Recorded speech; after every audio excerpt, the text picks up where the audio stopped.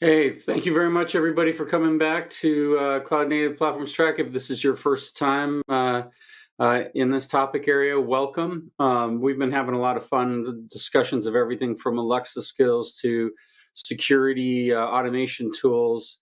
But I'm really honored now to be able to introduce to you Valentina Ilaria, who's been product management director of a project that I've been working on as well, near and dear to my heart.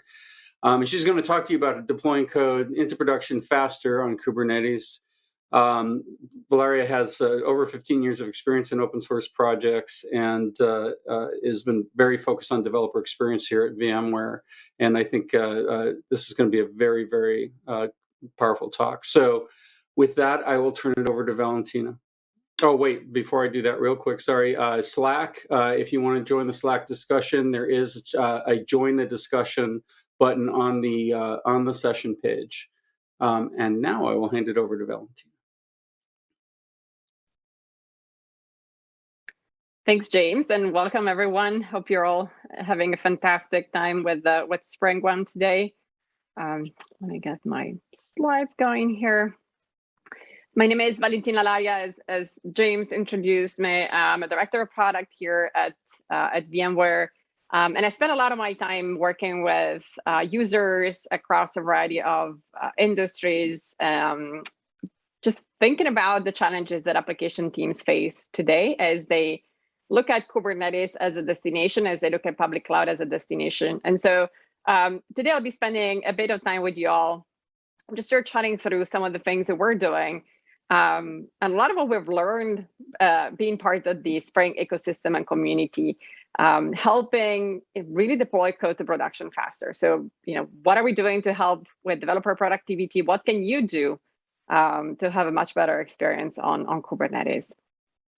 So real quick, I'm going to chat a bit about what I hear from the users that I work closely with in terms of what they experience as developer experience gap.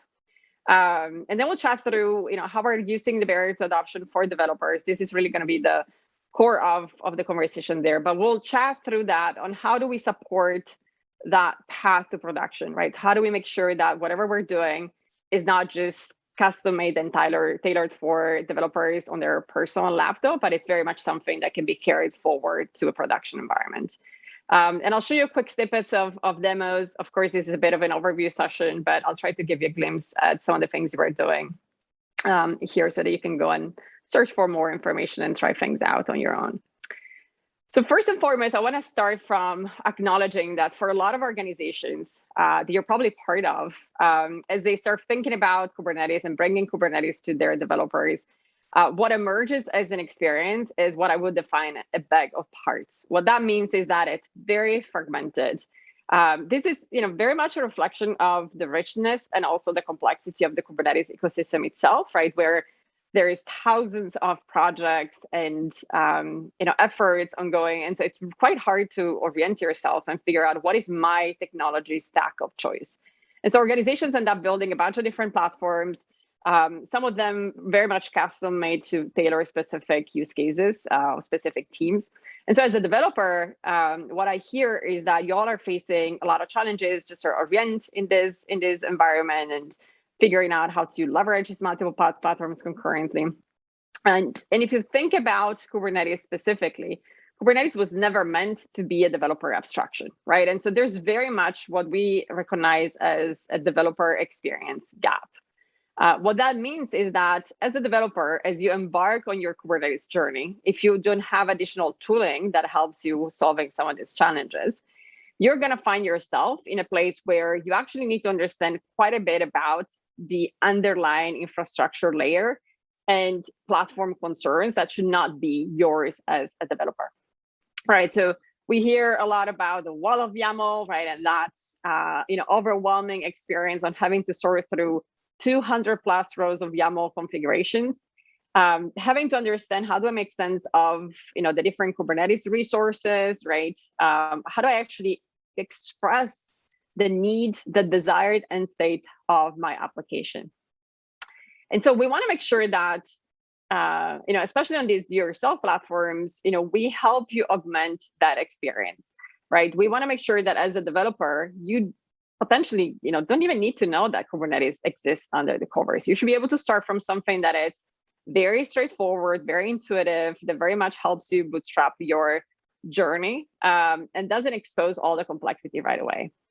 The one thing I want to note here, though, as I sort of start going through this conversation, is what it's true, though, is also that as developers like yourself become more and more familiar with Kubernetes, we want to always make sure that you can access Kubernetes directly wherever you see the need, the desire, and the capacity to be able to, right? So we want to make sure that there's never a layer that is in the way of Kubernetes. We want to make sure that there is an onboarding, there's an on-ramping, there's a simplification that we provide, but you always have a way to go straight to Kubernetes, access Kubernetes resources directly, use the YAMLs as much as you want if you're familiar and comfortable with that.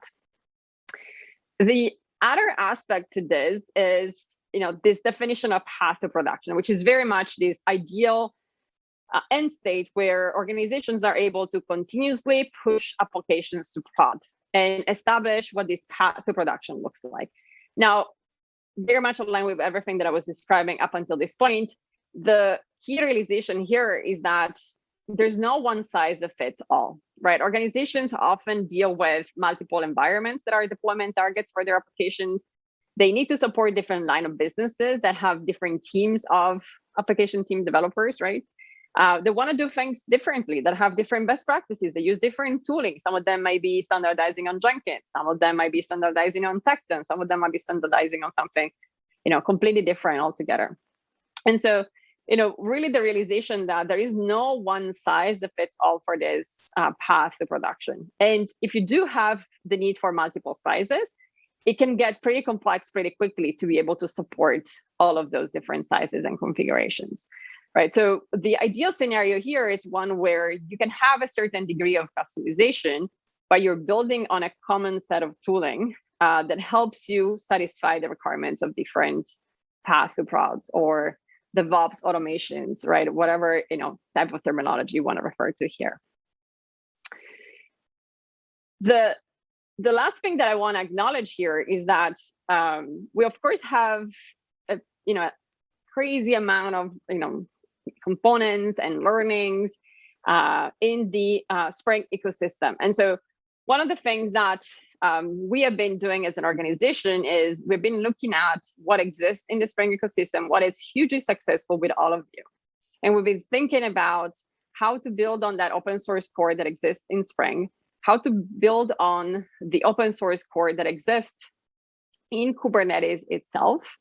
And of course, how to make all of this polyglot, right? We want to make sure that this is not just something that applies to applications that are written in a specific language, right? We want to make sure that this is something that is as extensible as Kubernetes itself. And so if you think about a lot of the learnings and the sort of the end goal, North Star of what we're doing at VMware with the developer experience, it's taking all the learnings from Spring and very much blending it into that Kubernetes ecosystem, making sure that we can support multiple ecosystem of languages and applications, and carrying forward some of the key properties of Spring. And one thing I want to mention here, there's a lot of things that we have learned and we carry forward with us from the Spring ecosystem, but the one thing I want to talk about it's the separation of concerns. So this is a really key concept, which it's quite critical, especially as you start thinking about organizations that are really looking at that shift left paradigm, right? Where they want more and more those security and DevOps concerns to happen early in the life cycle of an application. What is critical here is that there's clear delineation of what is responsibility of the developer and what is responsibility of the platform and application operator. And that the experience of one persona versus the other is not modified if there's additional steps that the other wants to put in place. So a key example here would be that with separation of concern, you can guarantee that the developer, for example, experience stays consistent throughout different stages of an application lifecycle, while the application operator has the ability to say, oh, now I actually want to have some of this testing, for example, and scanning capabilities that happen really early in the cycle. but it's not a concern of the developer. This is something that happens transparently to the developer. The developer is just really thinking about defining their application, what backend services they need to connect to, what language is written in, and all these sort of things that are concerns of the developer itself. But what steps and checks and balances this application goes through, which is responsibility of a different persona, it's completely transparent to the developer. So a lot of that clearly comes from the what exists in the Kubernetes, in the Spring ecosystem today, and of course taken a lot from the Kubernetes ecosystem. And so if I may sort of summarize what this ideal end state looks like, is very much thinking about bringing to all of you what we call an app-aware platform. So the notion of an app-aware platform, you compare it with a platform-aware app, is one where the developer is really just concerned about application concerns, right? It's thinking about, as was mentioning, right, the backend services, the languages, the behavior of the application, and is not concerned about the platform components, right? It doesn't need to understand the networking and authentication, and not even has to understand the DevOps tooling. If you think about instead a model where that burden is in that developer, that application becomes a lot thicker, right? It has to have a lot more ties and intelligence, that it's really taking care of managing a lot of these platform concerns. And so the beauty of that model, as I said, is also that allows for a lot of portability across the different environments, allows for the developer to focus on that portion of the journey that is really relevant, which is delivering business value to their users, right? Iterating fast on the application and making sure that it works and satisfies the business requirements. So what we announced today as part of Ajay's keynote was a new offering that VMware is bringing to users and customers, which is Tanzu Application Platform. This is available in beta today for you all to start testing and providing your feedback and helping us further develop this as it approaches GA, general availability, later this next year. And the idea here is that we want to make sure that first and foremost, we deliver a superior developer experience on Kubernetes, right? So a lot of, this should be the best platform for you as a Spring developer and for any developer out there to build your applications, deploy your applications, run your applications on Kubernetes. There's very much 3 pillars that we revolve around here. The first one, it's all about unlocking that developer productivity. So we want to make sure that as a new developer to Kubernetes, you don't have to go and scramble and find the tooling that you need. You don't need to sort through these 20 YAMLs, right, and 200 lines that I was mentioning earlier. But you can immediately hit the ground running, right? You can get started really quickly and get your first application deployed successfully.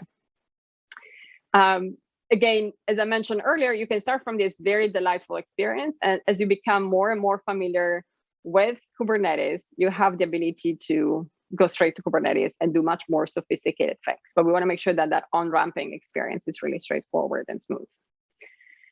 Coupled with this is, of course, the ability to provide a path to production for that application. So it's not just about the developer tooling and the developer experience, but it's about supporting, more of the DevOps, AppOps persona and their concerns around being able to define a path that leads that application to a production environment. And so the idea here is that with Tanzu Application Platform, we give you all the components that you need. We call it a supply chain. All the components you need to define this path to production. And we chain it for you in some specific initial way so that you as an application operator don't need to figure out once more how to stitch together the ability to run integration testing and building images and deploying and what runtime to deploy it into. And if you want to use something that it's Knative or serverless based, like how to leverage that functionality, we pre-wire and pre-connect all these things for you. But the idea there is that this is just our initial opinion on how we build this platform. And you're able to bring your own opinions to the table. So you're able to create as many of these path to productions as you need in your organization. Your architects, your platform operators are able to say, hey, I actually have this line of business that does things this way. and they want to always run integration testing. This line of business wants to have an extra scanning step here, and you can customize your supply chain that way. You can also customize the supply chain by swapping tools in and out. So we're going to give you defaults for all these steps, right? There's going to be something that builds images. There's going to be something that runs integration testing. But you're able, in a very straightforward way, to swap in your existing tool. Because we understand that for a lot of organizations, tools are already established, and we need to be able to support you in a journey where you start bringing in some of your components. And so this is sort of like the counterpart to that developer experience is this DevOps experience. And then, as I was talking about earlier, a lot of concerns around this coordination of developers and operator and separation of concerns between these two personas, clearly defining the API and the handover points between these two personas and making sure that there's a clear decoupling of these two experiences. So that said, and I know we'll have time in the Q&A to chat more through this. I'm going to give you just a glimpse at the developer experience piece. What does it mean to unlock this developer productivity? What is concretely the developer experience? And a lot of the things that I'm going to be showing are available for you to start testing out. Some things will become available later this year as we have subsequent beta drops. So sort of keep an eye on this. Not everything is available for testing today, but I want to give you a bit of a preview into everything that it's coming with this product. So I usually talk about the loops, as a way to anchor your understanding of what happens where. This is just one definition. I understand this may not fit exactly your organization's definition of how you think about your application lifecycle journey. But there's very much that inner loop, which is all about the rapid iteration of developers and applications, right? So it's a developer that gets a ticket that requests a new application to be developed, right? And so the developer wants to iterate quickly on that application and make sure that they have tooling on what we call the personal developer environment, right? And personal developer environment doesn't really have a connotation of locality, right? It doesn't necessarily mean that it's on their laptop, doesn't necessarily mean that it's on a shared public cloud cluster. We want to make sure that this is true regardless of where that environment lives, right? So the developer should feel that they have a personal experience regardless of where they exist and have all the tooling that they need to be able to quickly work on that application. So this means being able to, iterate on that, do things like live reload, being able to have all your, debugging tooling and features and capabilities. As the developer gets ready to pass this over to the application operator persona, or as they start collaborating with a broader team, usually when we commit to Git, we see going from the inner loop to what we call the outer loop. And so the outer loop, it's all about production, right? It's all about an actual DevOps persona, OpOps, whatever definition you may have in your organization, or maybe a developer wearing two hats. That now thinks about a lot of those production concerns, right? So how do I validate that my application is ready for prod? How do I perform all sort of testing there? So going into slightly more details here in the few more minutes that we have, and just sort of double clicking on the inner loop portion of the journey. I want to talk about sort of 5 steps. Of course, the last one, it's that promotion, right? So the developer is ready to promote to prod or to staging or to the next stage here. But the initial journey, it's very much all about that onboarding and discovery, right? So the developer, it's coming on board and it's really thinking about what is at my disposal in my organization. So we'll talk a little bit about what is there available for them. And then it's about bootstrapping. I want to start building my first app. How do I get going? And iteration. I want to quickly iterate on that initial application. I have my code in my local directory. How do I modify it and see immediately results for that? And then something that sadly often happens, which is my application is not quite working the way I expect it to be working. So what tool do I need to procure to be able to debug and figure out what's happening here? All right, so let's jump into this. On the onboarding and discovery, there is one interesting piece of the puzzle here that I want to mention and just show you a couple of screenshots of, which is something that we've seen emerging more and more is this concept of API first or API centric development. So something that our developers share with us as a must-have is the ability to access and reuse APIs that are published by others in my organization. And so we have something that it's available that is called API Portal, which is very much thinking about all these concerns of, hey, others in my org have built something. How do I get access to these things? And so that's how API Portal exposes some of these API, allows you to do all sort of validations and checks and tests against the API endpoints.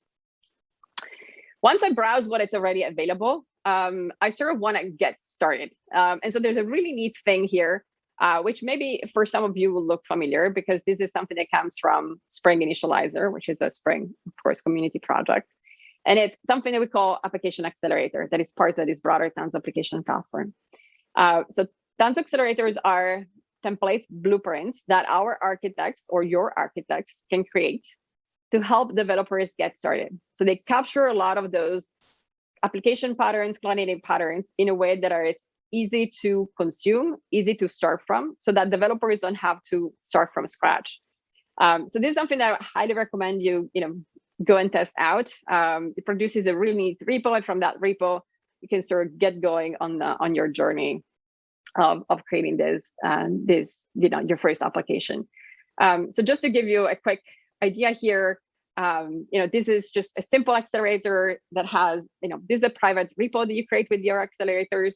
We'll give you some out of the box, but you can create as many as you want depending on your language requirements. And again, it makes it really simple for the developer to sort of get that initial repo and get started. Of course, there's a lot of Spring examples in our accelerators because a lot of folks that work on that come from the Spring ecosystem. So if you want to get started, you can certainly start playing with that. The next piece is, sorry, my slide got a little crazy on me. It's the iteration piece and just being able to work on code. So there's a couple of things that we're doing here. And for the sake of time, I'm going to start quickly going into the next slide to give you a peek at what is happening there. But high level, we're bringing the tooling close to where the developers live, which is the IDE. And we make sure that all the tooling that you need, it's pre-configured and wired and ready for you to go. And the other thing that we do is that, oops, I'm sorry. Let me shut down the audio here. Is that these, that all the commands that you need to get going interacting with the code actually exist in the IDE itself. And we do a lot of interesting things to help you with the live reload. So we integrate tools like Tilt, for example, to make sure that as you make changes to your application, you don't need to rebuild and wait for the full build and wait for the full deploy, but you can quickly see how the changes reflect in your application.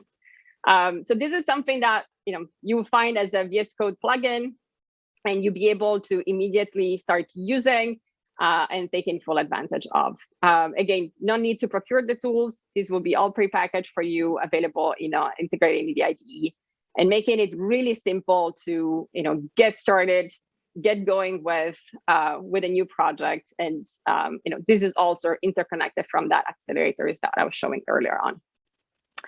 The last thing is, of course, the debugging piece. We're doing a couple of things here. One is, as part of that IDE integration, we have a few debug commands that help you with logging and troubleshooting. But the other thing that we're doing, this is also available for you in beta to try out, is actually what we call Apply View, which is, again, part of this broader Tanzu application platform story, which is very much a pre-wired, pre-configured set of metrics, monitoring, and visibility tooling that we built for your application.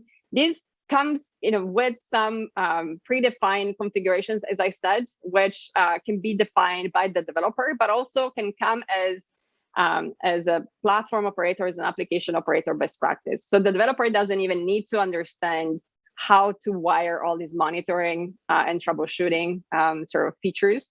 It's something that the application operator can say, hey, whenever a developer creates a workload, I want to make sure that this gets wired automatically and that they get this, sort of visibility into their debugging tooling.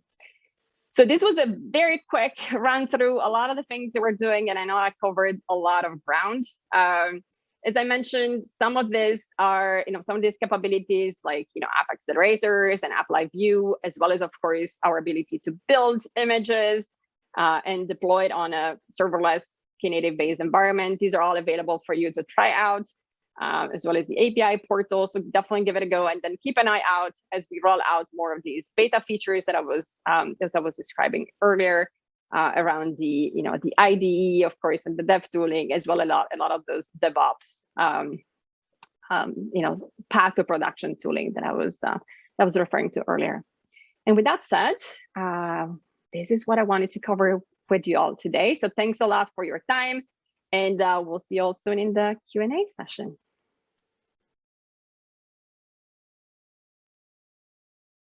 Thank you so much, Valentina. As you can see, we're excuse me, we're very, very excited about the work that we're doing here at VMware, and we believe we have a phenomenal developer experience to bring forward. As a reminder, Valentina will now be moving her way into the Slack channel for this session. You can find it directly in the Spring Slack area as session-deploy-code-into-production-faster-on-Kubernetes. But there's way, way easier way to do it, which is to go to the session page and click on the Join the Discussion link there. And with that, thank you very much. We're going to hand it off now, the emceeing duties to Tiffany, who's going to introduce the next session when it's available. And have a great day. It's been a wonderful time going through these presentations with you, and I wish you all the best the rest of the show.